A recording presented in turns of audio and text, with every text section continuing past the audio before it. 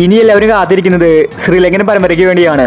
ശ്രീലങ്കയുമായിട്ട് കളിക്കാനുള്ള ഇന്ത്യൻ ടീമിനെ BCCI പ്രഖ്യാപിച്ചു കഴിഞ്ഞു. ഇനി 7 ദിവസം മാത്രമേ കളി തുടങ്ങാനുള്ളൂ. ജൂലൈ 27-നാണ് ആദ്യ T20.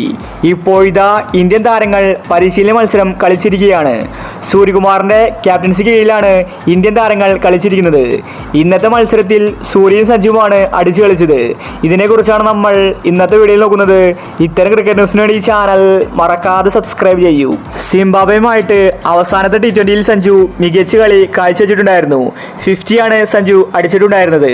അതുകൊണ്ട് തന്നെ ശ്രീലങ്കൻ T20-യിൽ സഞ്ജുവിന് അവസരം കിട്ടി. പുതിയ കോച്ചും പുതിയ ക്യാപ്റ്റനുമാണ് ശ്രീലങ്കൻ പരമ്പരയിൽ. കോച്ച് ഗംഭീറാണ് ഇന്ത്യൻ താരങ്ങൾക്ക് പരിശീലനം കൊടുക്കുന്നത്.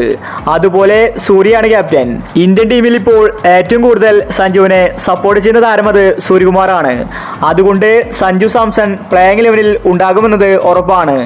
ഇപ്പോഴിതാ പരിശീലന മത്സരത്തിൽ സഞ്ജു അടിച്ചു കളിച്ചിരിക്കുകയാണ്. സീനിയർ താരങ്ങൾ നോക്കി നിൽക്കുകയായിരുന്നു സഞ്ജുവിന്റെ പ്രകടനം.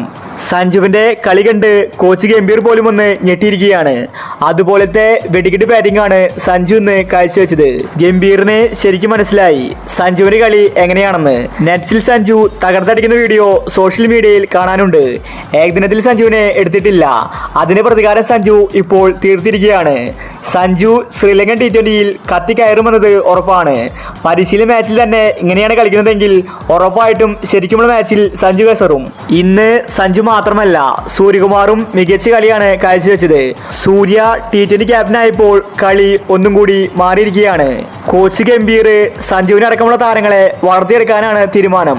സഞ്ജുവിന്റെ ഇന്നത്തെ കളിയിൽ കോച്ച് ഗംഭീർ ഇംപ്രസ് ആയിരിക്കുകയാണ്. അതുകൊണ്ട് ആദ്യ T20-യിൽ തന്നെ സഞ്ജു കളിക്കാനുണ്ടായിരിക്കും. സഞ്ജു എത്ര കളിച്ചാലും BCCIക്ക് സഞ്ജുവിനെ ആവശ്യമില്ല. സഞ്ജു കളിച്ച അവസാന ഏകദിനത്തിൽ സെഞ്ചുറി അടിച്ചിട്ടുണ്ടായിരുന്നു. എന്നിട്ട് സഞ്ജുവിനെ ശ്രീലങ്കൻ ഏകദിനത്തിൽ നിന്ന് പുറത്താക്കി. എന്തായാലും സഞ്ജു ഇപ്പോൾ T20-യിൽ അടിച്ചു കളിച്ചിരിക്കുകയാണ്.